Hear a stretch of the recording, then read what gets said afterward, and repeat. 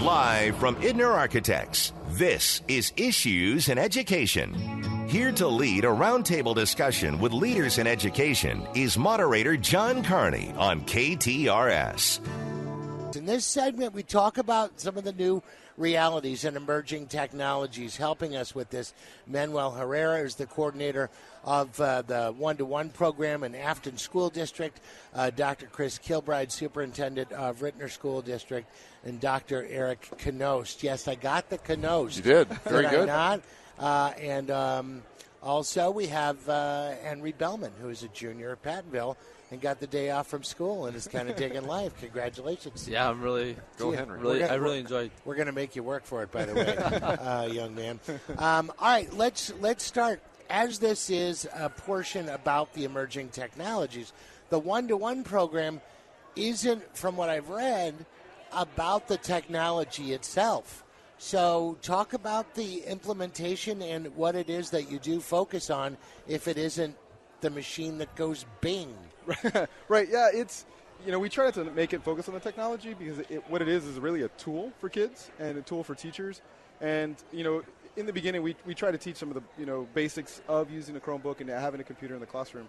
But so we had to kind of go through those bumps and bruises and kind of figure out how we integrate that into our workflow, everyday workflow, and where it made sense. And now we're at a point where this is our third year, and now we're starting to expand and maybe do more research with it, actually creating a little more content with it. It's been a process for everyone, and we've kind of tried to support teachers as we've gone through that. But this year I've definitely seen a lot more creation by kids.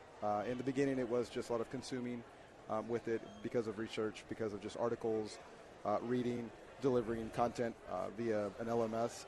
But now this year it's really starting to take off. Kids are producing videos, kids are creating graphics, kids are creating podcasts or... my daughter's like, she's studying code. I'm like... all I can remember is the Quisp secret decoder ring I had when I was a child. It is a very different world. Quite different. Entirely. Also, Dr. Eric Knost with us, superintendent of Rockwood School District. And you've got, as the super, you got so many things on your plate. How much time do you have to oversee technology as it pertains to education? Well, part of being a good leader is you surround yourself with good, capable people like Manuel, not in my district, but definitely folks like this with their knowledge bring a lot to the table. You have to stay connected, though, because it's part of a larger vision.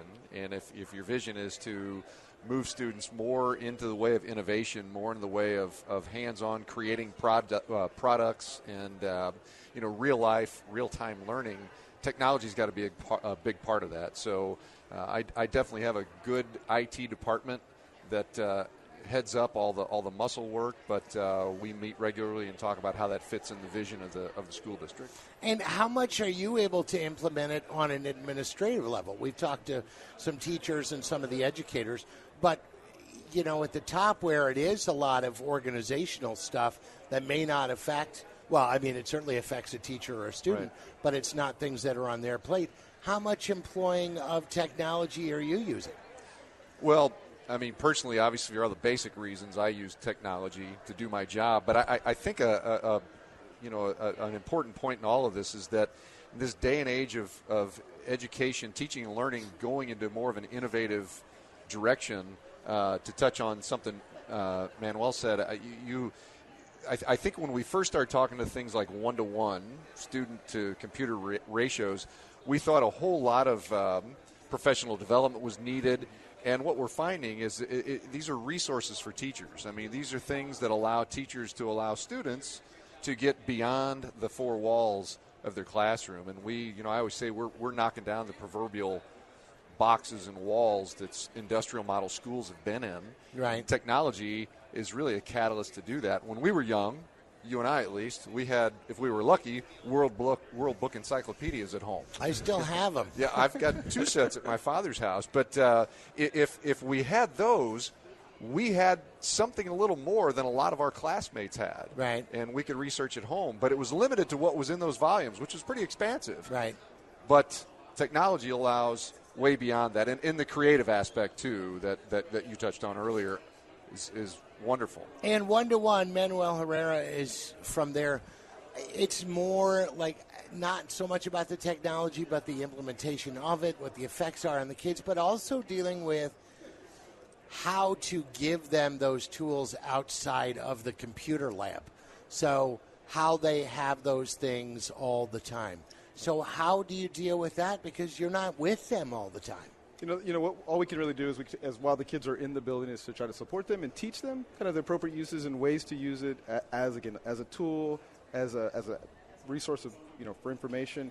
There's going to be the game playing. There's going to be that end where we might just see it's entertainment, but we try to do as much as we can in the classroom while the kids are there in school and teach them how to use it as a tool. And that takes time. That takes the first thing most kids want to do, and I'm sure Henry can speak to this, is use it for entertainment purposes. And I think through the classrooms and through training our teachers, there's more to that. There's more to just opening up a device, turning it on, and watching something. There's engagement. Yeah, exactly. And I think if we can teach them that, and how powerful it can be while it's in their hands away from school, that I think we've done a great job doing that. Henry, we're getting to you. Hang on a second. Okay.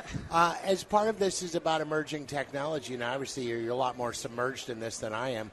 Do you find that there is ample amount of programs and stuff in that you can download from iTunes or whatever that are games or apps for our phones or our tablets or our whatever electronic device it is that are rooted in education and aren't just Grand Theft Auto? Right. Oh, absolutely. And I think we kind of have to approach it as not just education, but as a tool for education in the context of the 4 subject areas. I think we show them that it's actually a tool that they can use to learn a passion. So, for example, you mentioned coding earlier.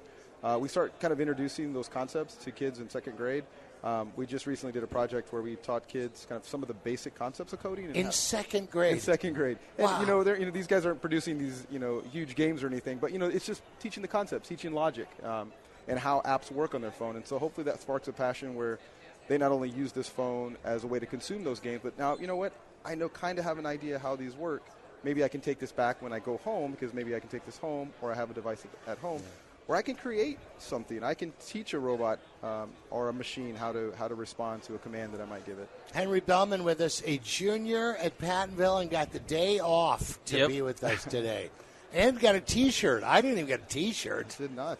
Well, you have a nice tie, so. Thank you. We have not talked about this student's perspective on all of this. So what are you using? What are you playing with? Because I had a protractor. Do you know what a protractor is? Yes, I know what a protractor is. It's been forever since I've ever actually used one. But everything is electronic now where, you can access I forgot what my homework is. Well, I can go to the website and log on, and it gives me, a study guide and all. Things that we didn't understand is now just a given for people of your era. First off, not to sound like my grandfather, but do you realize how lucky you are? Yeah, I am one of the few people that I feel extremely lucky getting all this stuff. All my friends, growing up at least, all my friends always getting the new games, the new console, the newest whatever, and I was always I wasn't really one of those people. I was always the person that started drawing, that found my enjoyment outside of technology.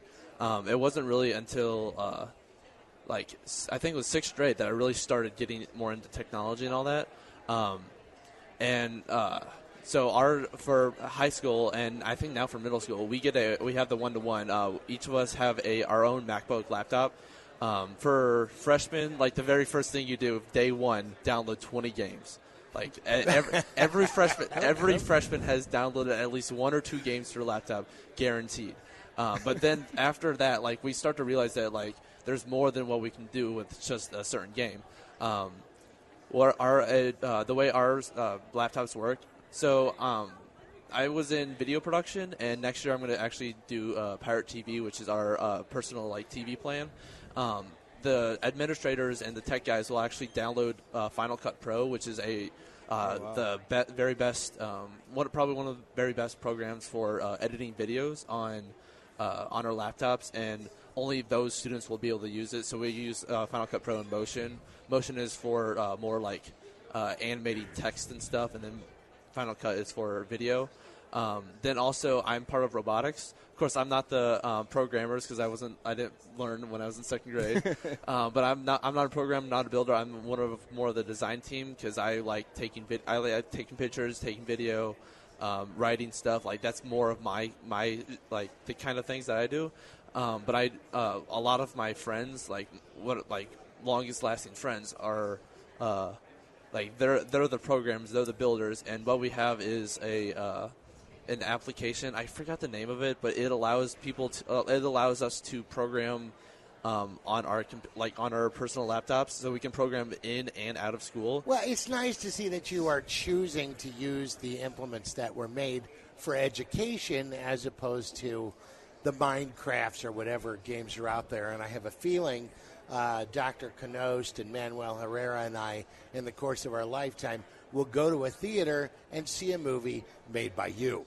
I really hope so. And just if I could touch on that, that's kind of the important things of schools deciding whether or not to have technology in the buildings, whether to go one-to-one or just have access. Right. That right there, that's proof, right? That a child or student can take that technology and learn something new and be passionate about it, and be excited about it, and hopefully, again, we may watch his movie one day.